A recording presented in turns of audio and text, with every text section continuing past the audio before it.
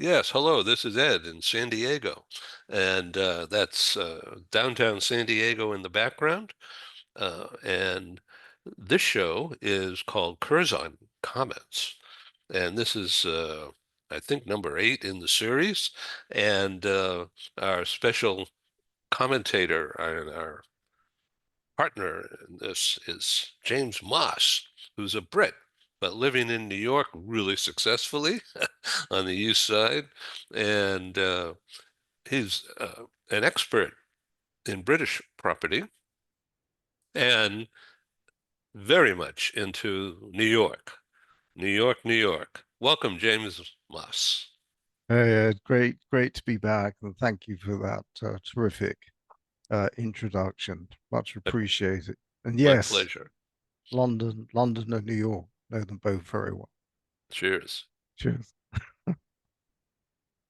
Okay, it's just after 10 a.m. here. I'm in um, LA area, about 100 miles east of LA in Palm Desert, which is adjacent to Palm Springs area. Beautiful day today, sunny and warm. I got out of cold San Diego. Now you may laugh and say, San Diego, cold. Well, at this time of year, the winds come off the Pacific Ocean and it's ice cold. Actually, it's about Mm. 60 degrees, but it's cold. And especially when you want warm winds and sun, not cold wind, and I have to wear a jacket. So we decided to come out to the desert here. Excellent. I think that's a great idea, by the way. I know that part of the world a little bit, and it's absolutely fantastic. Yeah, thank you. Dry and hot, and some great architecture out there. Yeah, in fact, I might try to change my background slide to that, but I'm afraid I might blow the program here. So James, let's go to you. What's happening in London property today? Well, there's actually a lot going on in London, and I've got a few slides which we can go through in a moment. But um, covering London and New York and a bit of relocation. But London is fast changing in many different ways. Um, we're seeing quite a lot of international buyers going into London, which is really interesting. Um, we're also at the same time seeing an exodus of very wealthy people who have long been in London leaving. And these include entrepreneurs, heads of companies, international, but also an increasing number of Brits. And the reason for this is that the government has introduced the abolition of what's been known as non-domicile status, which has been in the UK for something like 200 to 300 years type of thing. And basically what it means is that if you are a wealthy resident in the UK, up to now, if you're an overseas resident, you could pay £30,000 a year. So what's that? Or 45, $50,000 a year to the government, and you would not be taxed on your global wealth. Global Okay. wealth, not just Yeah, what's earned in the UK. exactly. Not just what you've got in your bank account in the UK or the house you live in the UK, but your global, um, your global assets. So So that, this niche of people, they've got huge assets. yeah, I mean, we're seeing people like the Mattel family who own Tata Steel, who I think are the wealthiest family in the UK at the moment, certainly one of the leading wealthy families who've been in the UK for decades, and they're upping sticks and they're going. And large property developers, Livingston Brothers, who are very well known in the UK, probably multi-billionaires, are moving to Monaco. And there's part of the problem also is that after 4 years under the new system, not only can they be taxed on the global assets, but they also have to pay inheritance tax on those assets. And that is the real killer, to be honest with you. Um, so what we are seeing is this very high number of people leaving. And some people may say, well, why does that matter? I mean, they're rich, it doesn't matter. Well, it actually has a massive impact on the UK government exchequer because these people run businesses, they support charities, they do good causes, they employ people. And when they leave, they move their businesses. They stop supporting charities because they're not there to do it. They stop supporting the arts. And the HMRC, Her Majesty's Revenue and Customs Service, have got their numbers all wrong. The Treasury got their numbers all wrong. And they figured that with these people moving, that somehow they were going to make more money. Well, exactly the reverse has happened. And I think it's a great shame for the country. So would you Um, call that, this is injecting a bit of humor, trying to, yeah, go ahead. self-inflicted wounds, um, and because of making a mistake? It's almost like putting a tariff on the greatest source of wealth creation. Yeah, there's a great metaphor. Home goal, killing the golden goose, a couple of others you could throw in there.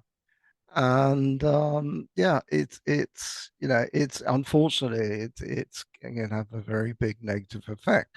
The UK should be wanting to attract these people, uh, and others into the country. It's a fantastic country.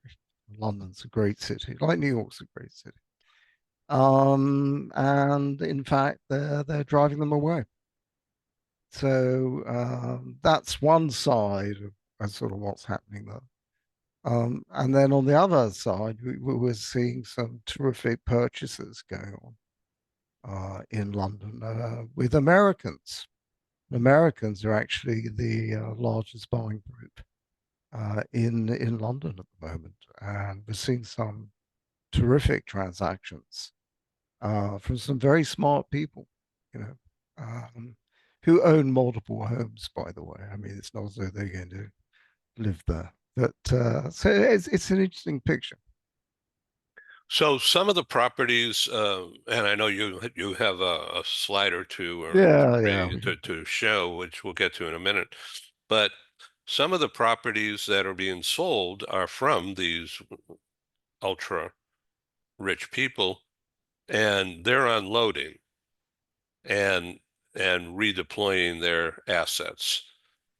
yes, that's right. So you've got at the top end, you're almost sort of seeing an oversupply. I mean, it's a really bad market for Asians. I mean, they're really not doing anything like the levels of business they were doing.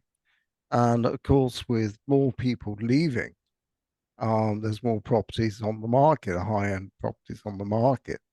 Um, and there is a more limited market for those. And that combined with some other things, again, which we'll take a look at in a moment, actually creates a very attractive buying opportunity. I mean, we manage buildings in London for clients, private clients. We manage some blocks, and since beginning of the year, I've taken calls from people who I work with over there. I mean, um, clients, owners of buildings, who are saying to me, we're thinking of leaving, of going to places like France and Switzerland and Italy, and the really rich ones to Monaco, because you need to buy your way into Monaco. And they're saying we'd like some advice. What do we know? What's the market like? What do we need to do? How do we prepare? This type of thing. And these are calls that I've never taken before. And of course, you do the best you can to be helpful. Um, but it's yeah, it's a changing scene at that end of the market. So So I invite you to use my screen share to display some of this information. Let's continue our dialogue. sure, well, let me see what I can find. Give me a second. Uh, Okay. uh, let's take a look at this one here. So in San Diego, the real estate prices keep going up, albeit slower than New York, which is, I think, Um, double or triple the rate of increase over San Diego just in since January. So here wow, we are. Yeah. So that's I why mean, is that out of curiosity? I mean, that's a huge jump. yeah. So that's New York. Okay. That was just published yesterday, I believe, that the rate of increase uh, in Manhattan is like 7%, whereas it was 2.5 or something in Southern California. And so that means New York is getting much more expensive, Yes. and San Diego's still going up. A single family home in the metro region average is 900,000, Oh, and condo, one bedroom condo, small in the downtown 92101 in San Diego would be over 500,000, probably 600,000. oh, All right, good and numbers. a two bedroom, and this is not ultra luxury. Mm. It would be close to 1 million, if not over. And you get into more upscale, it's mega millions. So let's take a look at these beautiful old properties. Now, would an old house like this have an elevator, a lift? Yes, often they do. Yeah, because I would think They there would be a lot of stairs. Boy. Oh yeah, yeah. This property here is in the heart of Holland Park, which is next to Notting Hill Gate, and it's one of the most select and lovely areas of London, West London. It's right next to Holland Park, and these are sort of Victorian villas, what they used to call villas, and they are stunning. They're absolutely beautiful. I mean, you can see from the architecture. But inside, they've been often transformed to the most amazing homes. This particular one, I believe, is the one that Eric Schmidt bought of Google for 42 million So let me ask you, pounds are earlier those this year. two distinct properties, or is it all one property? Well, it's interesting that a lot of them did get broken up into apartments, and we have freeholds and leaseholds and all that sort of stuff. But many of them then got, or many of them stayed houses and then were reconverted to houses. So the house that we're looking at the moment, Richard Branson owns two identical ones, almost identical, next door to each other, further down the road. And one he uses as his home, the other he uses as a quasi office. And apparently, he throws the best parties you can imagine for his Virgin team and Virgin staff. And he's a very easygoing, switched on guy. And so it gives you a sort of feel for it. It's sort of movers and shakers. This is where a lot of very serious players live in this part of London. So let me ask you another question about these two white buildings that we're looking at side by side. Yeah. Um, so these are two buildings, not one. uh, and it looks that way. It appears to be separate buildings, Yes. and each of them are in the Victorian era, from that era on the exterior, beautifully maintained, it looks like. And Yes. so uh, part of this block here that we're looking at, some of the units within these structures would be multi-story, others would just be a flat. Yeah, I mean, some of them will be buildings with apartments in them, okay, and they'll be split up into flats. But many of them are actually now houses or have been converted back into single residences. Interesting. Often the basements have been dug out, so you have swimming pools down there and spas and saunas and all that sort of stuff.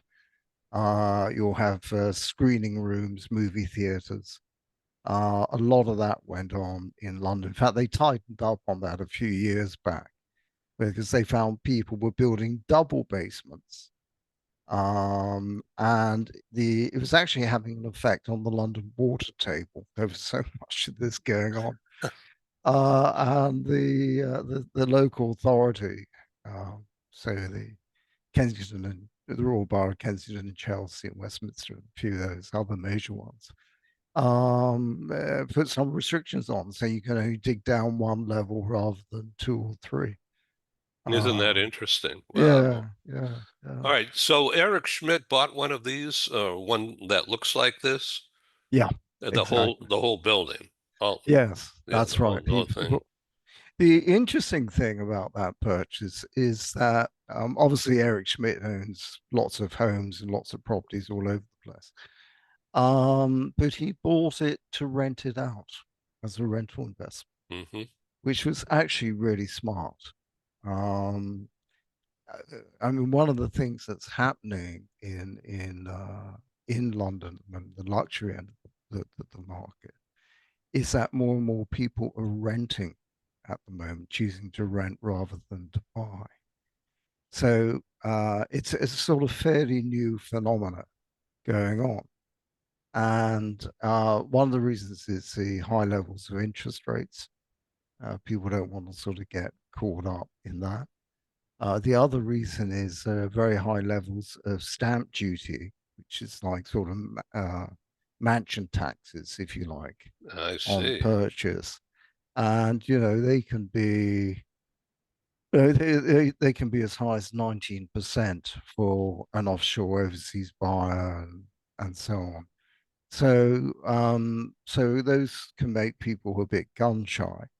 Whereas here in New York, for example, your mansion tax, which would be the equivalent to stamp duty, is only 1%.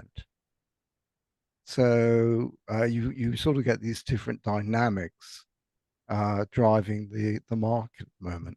So I think Eric Schmidt's uh, purchase as a rental is actually it should really be very successful.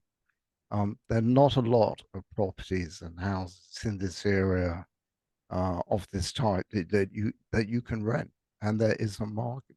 People do love to be in London, but they don't necessarily want to be, tying up huge sums of equity and so on in London, unless they're looking for longer term investment, which is still terrific in London, by the way.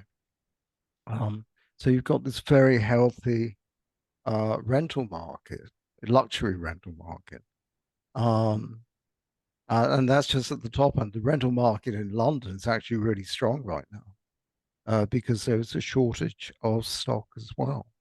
So you've got this almost this sort of perfect storm coming together for landlords.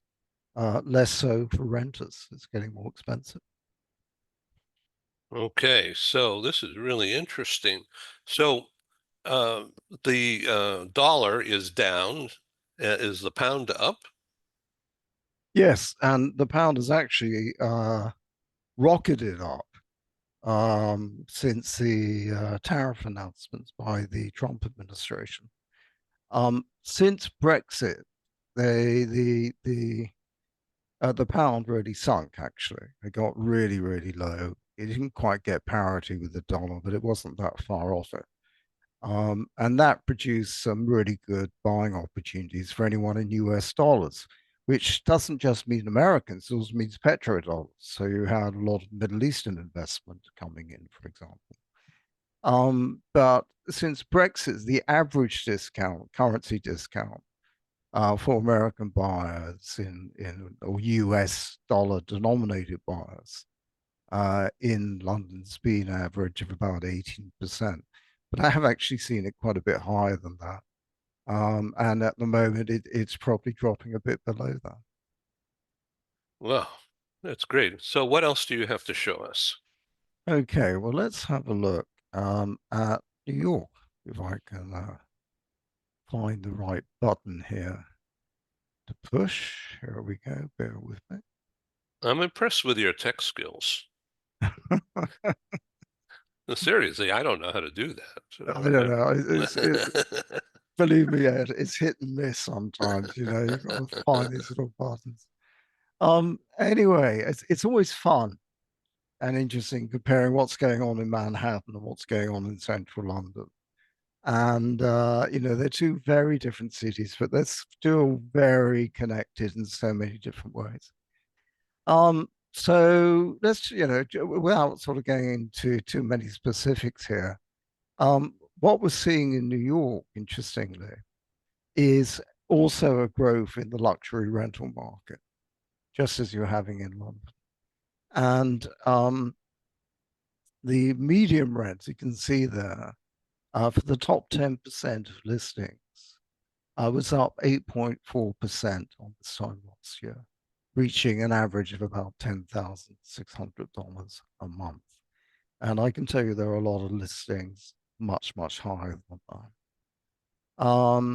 So you've got that going on. The general rents, again, you've got a shortage of stock in New York. It's really Manhattan and Brooklyn. Those are the main areas we tend to operate in. And you know, in February there was a 4% increase in rents from the month before January, hitting you know a medium rent of 4,730 per month. Um, and you know that's going to make it challenging on the relocation side. One of the things that is now happening, right, is the vacancy rates are getting a lot lower. And one of the corollaries of that, corollaries of that, is that we are now seeing bidding wars breaking out for rental properties again. And in February, they accounted for almost 27% of rental deals. So, so it's you know it's in the rentals market across New York. You've got a lot going on, and you know you've really got to know what you're doing when you're renting a property. I mean, that's you know one of the reasons that CURZON represents a lot of corporate and private clients these days. Is you know we advise and steer, negotiate, and lock deals in. I mean, a big part of this is locking a deal in. And well, you know, one of the challenges is that no two properties are the same, and no two landlords are the same, and no two agents are the same. So you've got this whole myriad of things you're having to deal with, board packages, God knows what else, all sorts of things. And you're dealing with all these different people and these sort of inconsistencies. I have to say you get pretty good at it after a while. But you never get any guarantees. Um, anyway, touch wood, our client testimonials are pretty good, so it's pretty okay where we are at the moment. But the market's just getting going here. You know, spring is here. Everything's in bloom here now, Ed. It's like the last week or two. Well, everything's gone into bud, and I was looking out the window this morning, and I thought, this is amazing. I mean, you know, a week ago it all looked so different. 2 weeks ago, um, but it's Okay, spring has prime rental. sprung. Yeah, Yes. Yeah. That's nice. Well, I wish you well this buying and selling season.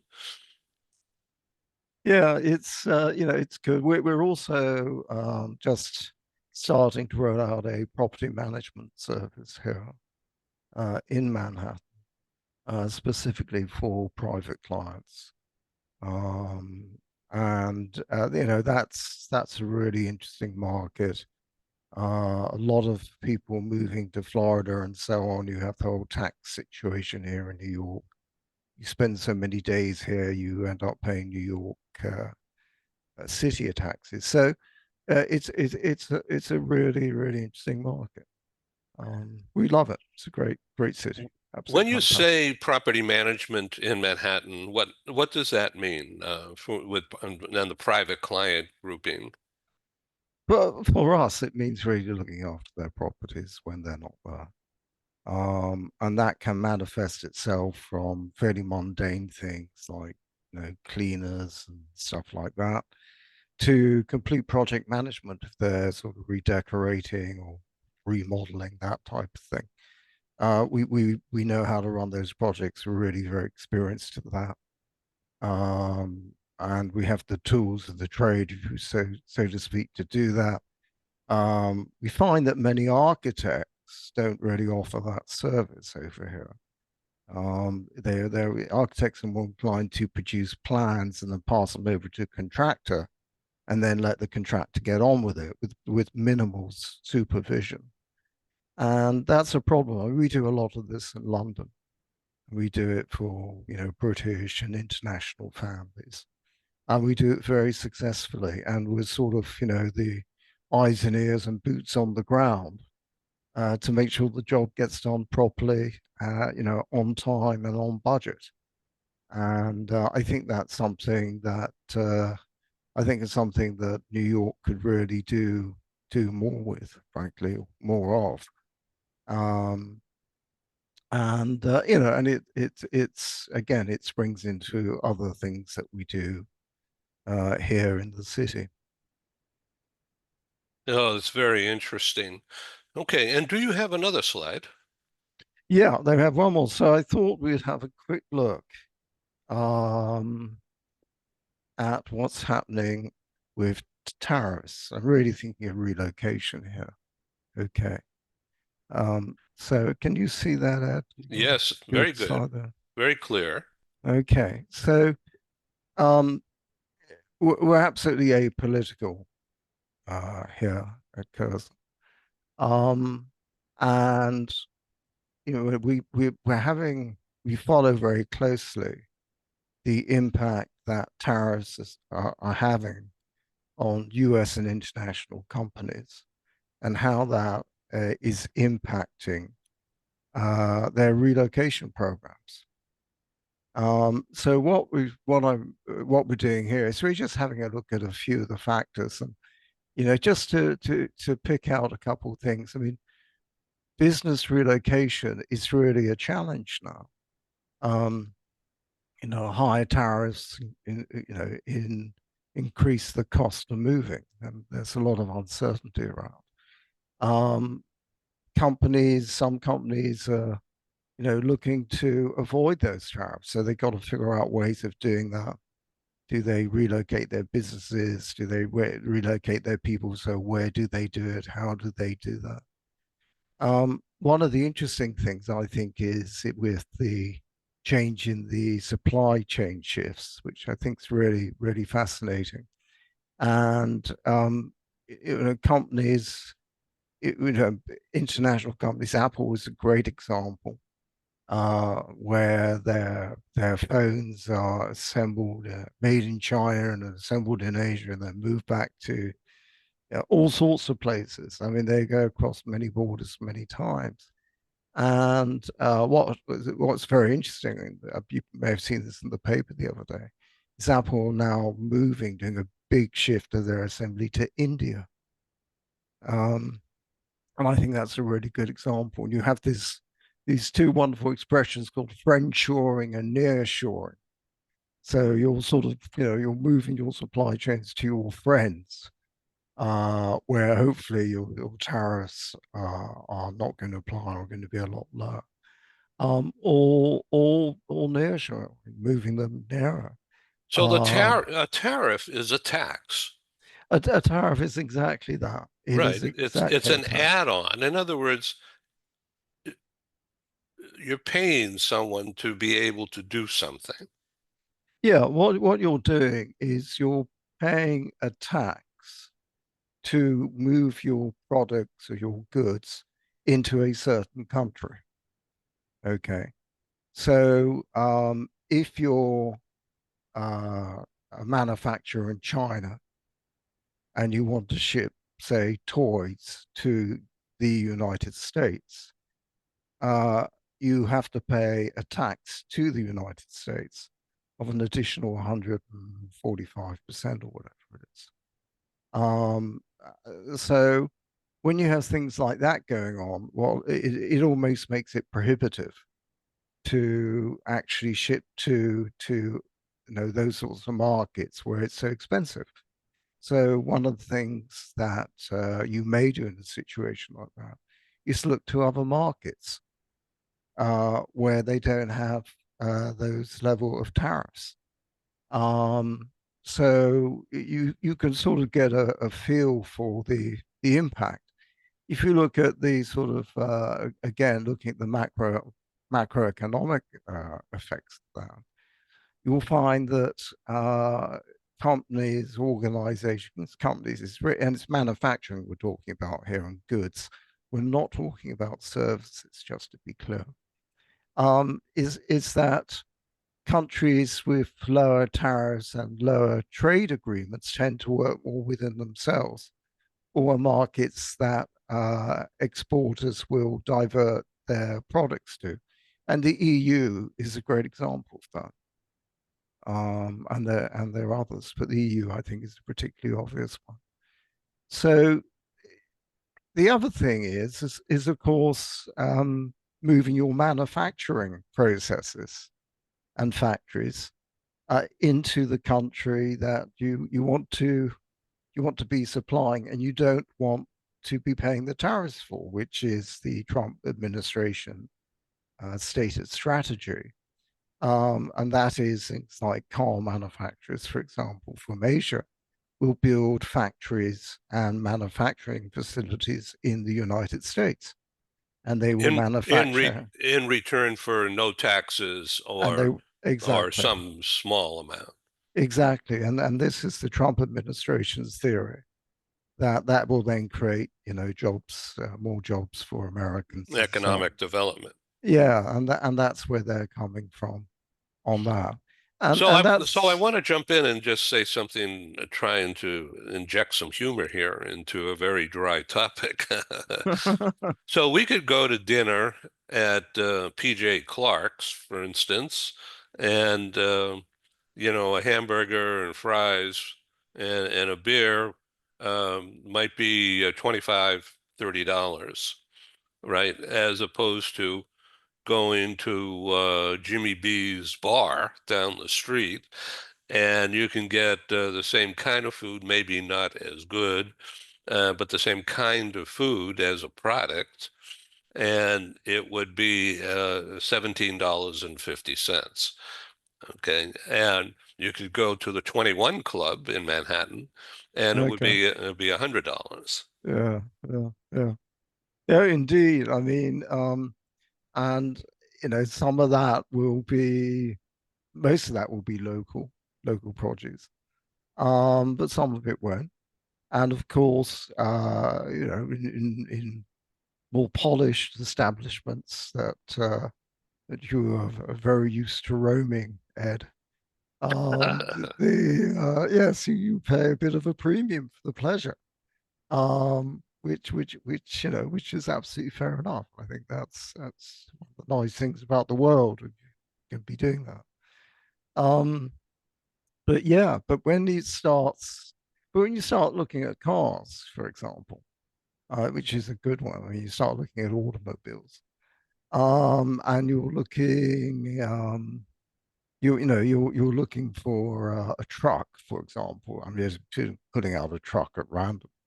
you actually have a lot of choice. There are a lot of trucks available, but they're all made in different countries and different places. And so perhaps part of your buying decisions, a bit like your hamburger and your fries and stuff, is you're sort of going to say, well, where can I get the best value? And it's all part of the grand scheme, right? Um, the only thing I would say is regardless of one's views on these things, just from an economic point of view, it takes a long, long time to build these factories. I mean, I was reading about one the other day, and I think they're putting in 500 million to build a monstrous. I say monstrous, I mean large. I don't mean that negatively. Factory somewhere in the, I don't know, the Midwest or somewhere like that. And it's not going to happen overnight. And then you've got to equip it, and then you've got to man it up, then you've got to start the manufacturing process. And it's not just like sort of throwing on a light switch. Um, so there are a lot of factors to take into account. But the bottom line is that it actually makes planning pretty tricky. And we move a lot of people. I mean, we work, as both as mentioned earlier, in both the corporate and the private markets. So we sort of see it from a multitude of angles. But from a company point of view, corporate point of view, it does make relocation a lot riskier and potentially a lot more expensive. Wow, So I this wish is I could really find some this humor this on this is that. really an interesting talk. Yeah. Okay, so let's discuss what's going on in London today. The city of London is growing. It's a very old area, and a lot of the historic buildings are being part of a brand new investment structure. And When I was in London last year, we did some traveling around the city, around St. Paul's area, Yes. in particular, and just entire blocks are just being hollowed out, and new high rises are going in. So some of this is boom times for the financial district, the city. Well, it's really a good point actually, and it's as you know, we deal with commercial property. I was a commercial agent for many years in London, and also here in New York, we do commercial real estate, which I love actually. I think it's great. One of the interesting things is that London offices, prime offices, so it's like where you were around St. Paul's, there's Paternoster Square around there, which is all a very modern, state of the art, high end, grade A, I think you'd call it. Offices are filling up again. And it's interesting that companies really want to be back in the city of London opposed to Canary Wharf. So Canary Wharf, very similar to sort of, I guess, the Hudson Yards or the Bowery here in New York. I mean, it was the same developers as the Bowery. And a lot of those buildings now, that estate, and it's fantastic. I mean, it really is brilliant. And it's easy to get to on the tube from London, central London. It's like 10 minutes or something. It's actually a terrific place, but a lot of those buildings are now being converted to residential buildings and hotels. So the most notable one is the HSBC building, which is sort of right bang in the middle. Which you may well know it from your various. Indeed, Yeah, we did three meetings there. yeah, and it's a terrific building. But the plans are to, when the time comes, which I don't think that's far away, is to convert it to a sort of residential green, very green building with hotels and gyms and restaurants and some offices, communal workspaces. So that's great. And so you're seeing that there. You're seeing, say, people returning to the offices in London, seeing some great conversion. Center Point, which is a lovely, well, 1960 structure, tall. You may know it, sort of around Tottenham Court Road, and that's now being converted into apartments, and very successfully. And there's moves to do the same with the post office tower. And the post office tower again is another sort of 1960s. It sort of looks like a bit like a spaceship with a bit of a wonky top to it. It used to have a revolving restaurant.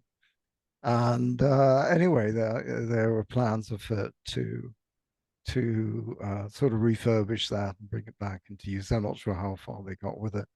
So Um, the HSBC is relocating into a new building that's not built yet, but uh, it'll be right smack dab in the city, in the old financial center, which is now a new financial center. yeah, the old financial center is now the new financial center. Yeah, And which is really a great thing to see oh, happen. it's lovely. I mean, it's some wonderful places around there. Leadenhall Market, Spitalfields. It's full of history. It even has Roman artifacts there. It's a great museum. The City of London is well worth a visit. Um, yeah, there's there's a lot going on, and it's good. London is definitely coming back, certainly in terms of offices and so forth, and workers, and the work environments are better. Many more open spaces and green spaces and stuff like that. I remember years ago you took me into the castle, into in the city, the what's it, HAC? Uh, That's exactly right. We did, yeah. or you did that wonderful session at the Honourable Artillery Company, the HAC, of which I am a member, which is in fact the oldest regiment in the British Army. It's a reserve regiment now, and the history is fantastic. And so, to give you an example, when the Mayflower came to America with the Pilgrims, the security on the ship was actually the Honourable Artillery Company, who were then in those days the militia. I mean, everyone was a militia in those days, and that became the foundation. So the Pilgrims came here, and that became the foundation of what is here one of the very well known and very highly regarded reserve regiments in Boston, called the Ancient and Honorable Artillery Company. This is just by the by, which is sort of half club, half military. They're actually um, a guard unit, so they go on active service, and they've done the Gulf Wars and Afghanistan and stuff like that. But they also have a club side to them, and they have some very esteemed former members, JFK, RFK, Tip O'Neill. I noticed a number of other presidents the other day have also been members. So yeah, so that was sort of quite a nice connection. And in London, in the what they call the coffee room, the dining room, which is you may recall as magnificent hall, there is the Stars and Stripes So flying I very remember, let's proudly. see, I remember that bar scene vaguely, but what's one thing that stuck out and is still in my sights is well, a couple of things. Some of the armor Yes, that are scattered around the area, and it was I think a red velvet decor with yes, that's right. very English traditional furniture. The mixed in, and this is a bar, so it was really good drinking there. Thank you. Well, it's a fantastic bar. It's called Sutling Room. because one obviously went for settling there. And I think it's one of the best bars in London. It's, obviously a private members thing. But yeah, I mean, many happy hours there with friends and colleagues, and I think the event that you and I did there was terrific. I think we did that in the medal room, which is full. Well, I say full of. I mean, there are a lot of Victoria crosses there, and some great stories, great heroics from the various wars. I mean, going Boer War, First World War, Second World War. So. We're talking with James Moss, and you could tell he just loves to talk about British history. And I remember you took me around into some of your favorite pubs in the city. So Yes, we're going to have to do that again.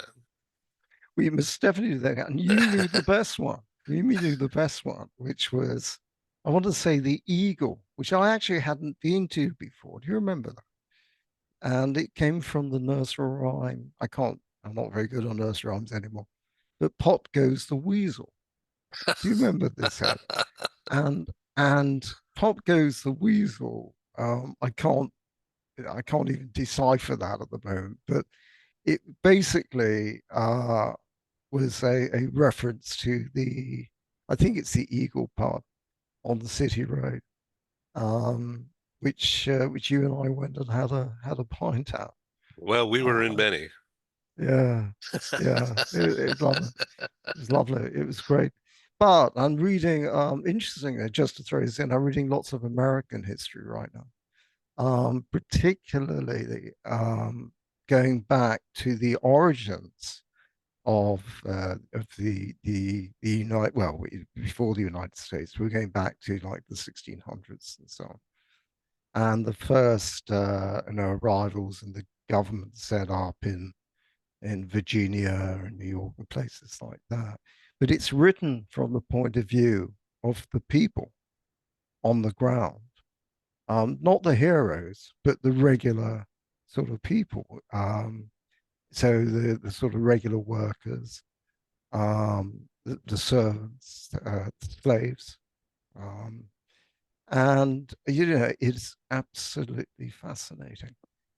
And, 1776, of course, the main revolution and so on, and and all that great stuff. But what was interesting was how many revolutions and revolts went on, 100, 200 years before that, in the very early stages of the colonies. So anyway, I'm just passing that on. I can't remember quite the name of the book, but it's something like the people's history of America. And I would highly recommend it. It's very readable. It's a great book, actually, and fascinating. Thank you so much for sharing all this information. And with that in mind, I want to invite you to come and do some storytelling about that book on our program called Books and Authors. Ah, great, Okay. great. Well, I'll look it up and get the title right. So this is James Moss in New York City. And I'm in San Diego. And James' company is called Curzon, as you can see it right there on the screen. Curzon, curzoncentral.com. And you'll see all about James and the various business interests. So Absolute Reload now is .com, absolutereload.com. It's part of Curzon Central and critical to today's uh, restructuring mobility management. Yeah, what we did with that is that we actually changed the name at the end of last year to Curzon Relo.